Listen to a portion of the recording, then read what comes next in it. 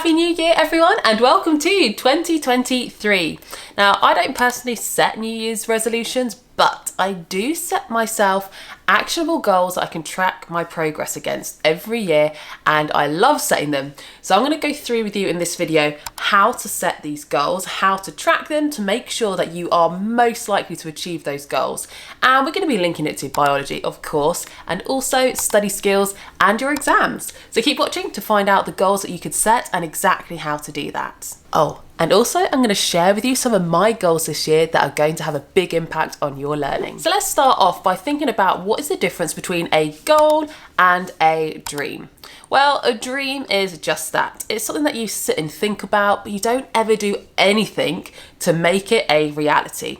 And that's how a goal differs. It might still be some big, really far-fetched idea, but to make it a goal rather than a dream, you put in steps that you're going to take to make sure it does become a reality, or it becomes close to become a reality. So that is the key difference, and we're going to be thinking about for you what your big goals might be this year, and if you're not sure what steps you should be putting in place to reach them, that's where I come in. So I'm going to share with you the best steps to follow to try and reach some of the most common goals that I reckon you might have this year.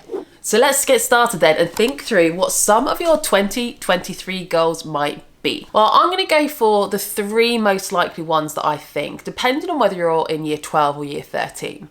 So I reckon for year 13s, your big goals this year are going to be, number one, achieve an A or an A star in biology. Because we are thinking, let's aim for the top there. The goals need to be aspirational. Number two, I'm guessing it's going to be to get the grades that you need to get into your first choice university. And if you're in year 12, I'm going to guess it might be along the lines of to make sure that you perform at your best to get those top predicted grades that you need for your university applications that will be coming in year 13. Now that's what I'm guessing most of your goals are, but if it's not and you've got something completely different linked to biology or your studies, then let me know in the comments below. I'd love to know what your 2023 goals are. Right, so now we've got the goals, the next step is putting actions in place to make sure you are more likely to achieve that goal. Now we're going to be talking about the goal of achieving an A or A star. Because if you are in year 12 and you're trying to get those top grades for your predicted grades, it'll be the same targets that you need to set. And if you want to get into your first choice at university, you probably need an A or an A star. So that's the overall one I'm going to go for. I'm going to talk you through some of the top targets you can put in place to help you to achieve that goal this year. Now, some of these are going to be actions that are going to be going on consistently throughout the entire year. And that's actually what the first one is.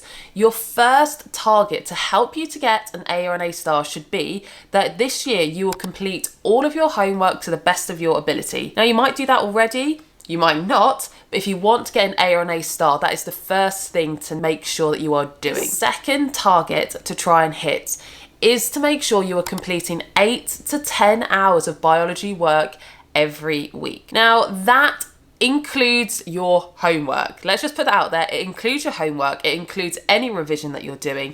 It includes any extra consolidation, preparing for lessons, but it can't include your lesson time. So you're looking for about 8 to 10 hours. So that is around about 1 or 2 hours a day. And you should have some study periods. So you could just use that study period, or it could just be an hour in the evening.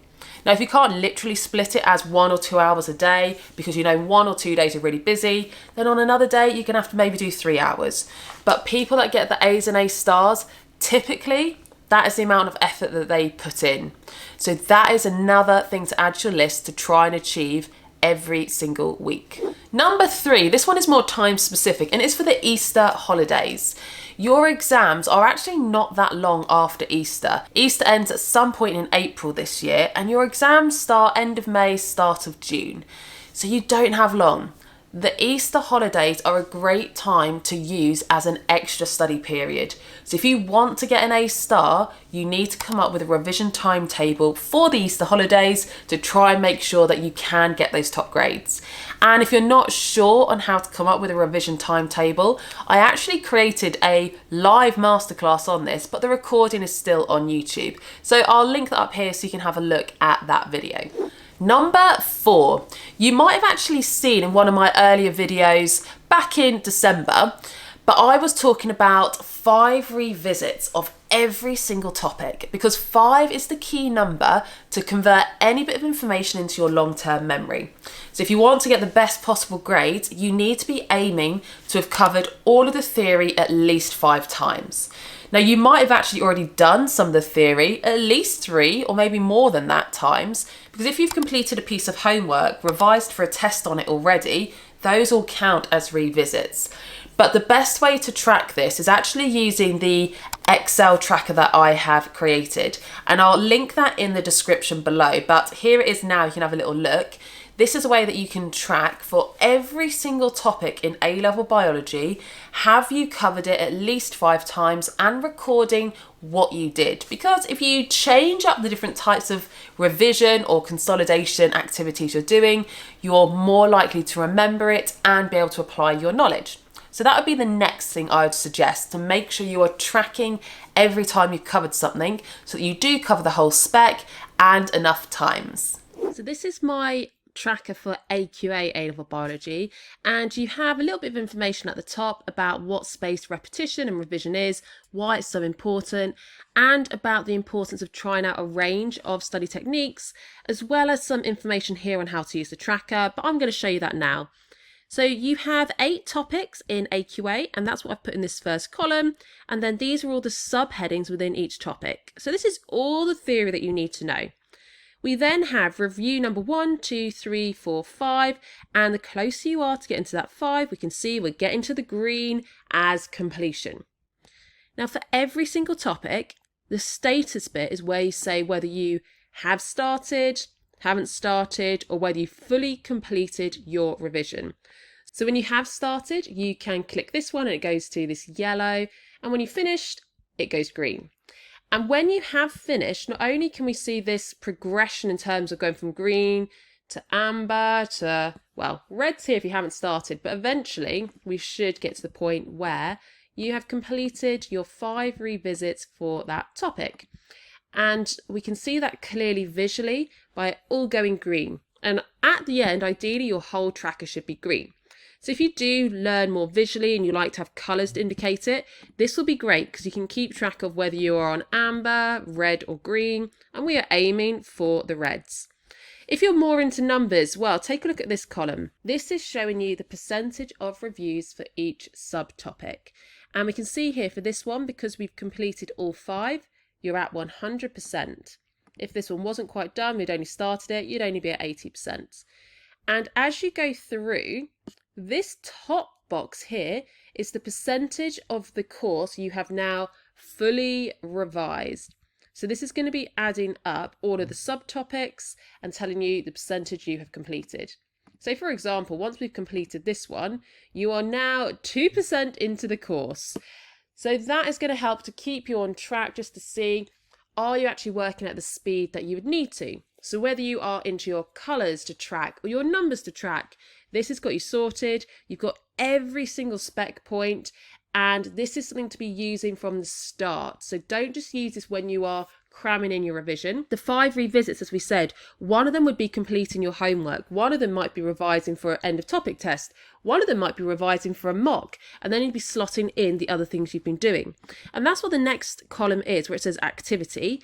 I've given a selection of options it might be here. So something to do with your revision notes, exam questions, blurting, concept maps.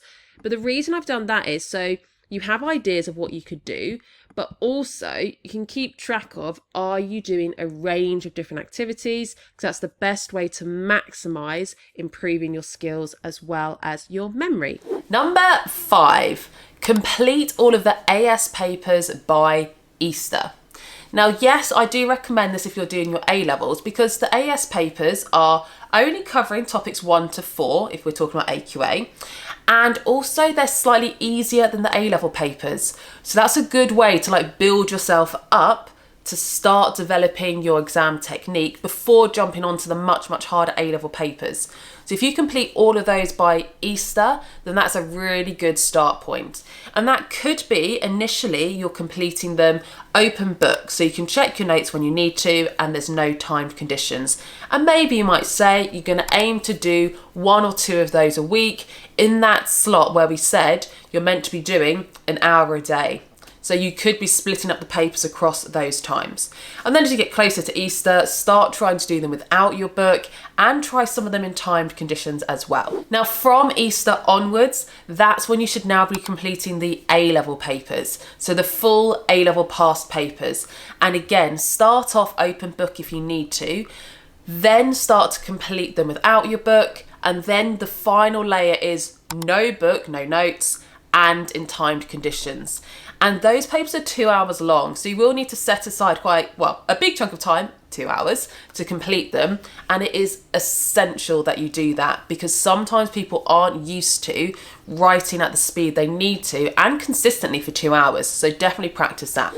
Now, as a little side note, you might have seen this just before Christmas, but I did release mock practice papers. So if you don't want to use the past papers yet, and you've already done all the questions on my website, then I've created a set of 3 papers, a paper 1, 2, and 3 for AQA. You can download those for free. And again, I'll link it in the description so you can have a go at some of those if you want. So those are the 6 targets that I would say to set yourself and to track your progress against to make sure you are on track to get that A or an A star. So now we have your goal, we've got your targets. The next thing to help you to achieve your goal is to have set times where you're going to review your progress. And that means looking through that list of 6 targets we set and reflect on how well have you done at meeting those targets this month. So what I recommend is picking the first day of the month because it's easy to remember. First day of the month, today is the day I need to check my progress.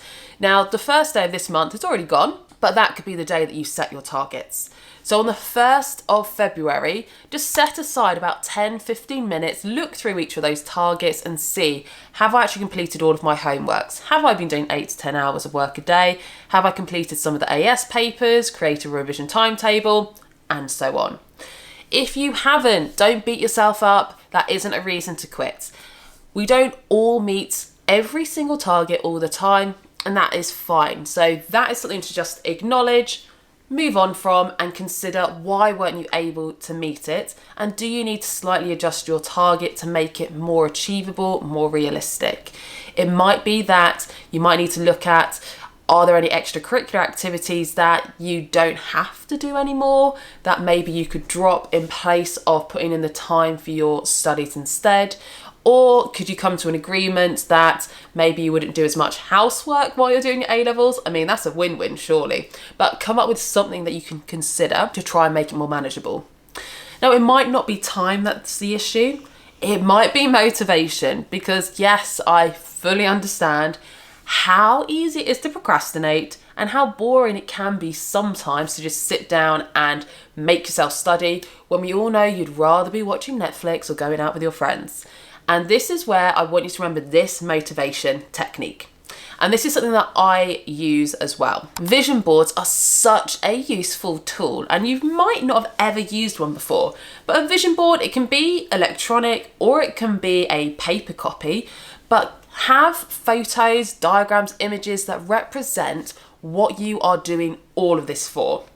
Is it that you want to become a doctor or a dentist, get into one of the top universities? Is it just that you want to get those top grades? Is it that you just want to get all of this done so you can go on a mega summer holiday with your friends? Whatever it is, print that out or have electronic and then have it in front of you where you work. Or pick the most valuable of those images and put your phone background to be that and your computer background. And whenever you find that you would rather not bother, then look at those photos as the reminder of this is why I'm doing it. This is what I'm working for. It will be worth it in the end. So next, I said I would share some of my goals this year. So my overall goal of 2023 is to make as many resources as possible for you to help as many students as possible get the top grade that they can in biology. So that's my goal. But as I said, you've got to break it down and come up with individual targets to try and reach that goal. Now, I'm not going to share them all with you because I want some of them to be a little bit of a secret and exciting when you find out for the first time, but I'll share a little bit about some of them. So here is what I've got lined up to help as many of you get the top grades in biology. Number one, you might have seen in December that my biological molecules flashcards were released. That was a little taste of what is coming later this month, and that is my full set of AQA theory flashcards. So those are going to be available very, very soon. In the springtime, I'm hoping as well to come out with an essay workbook.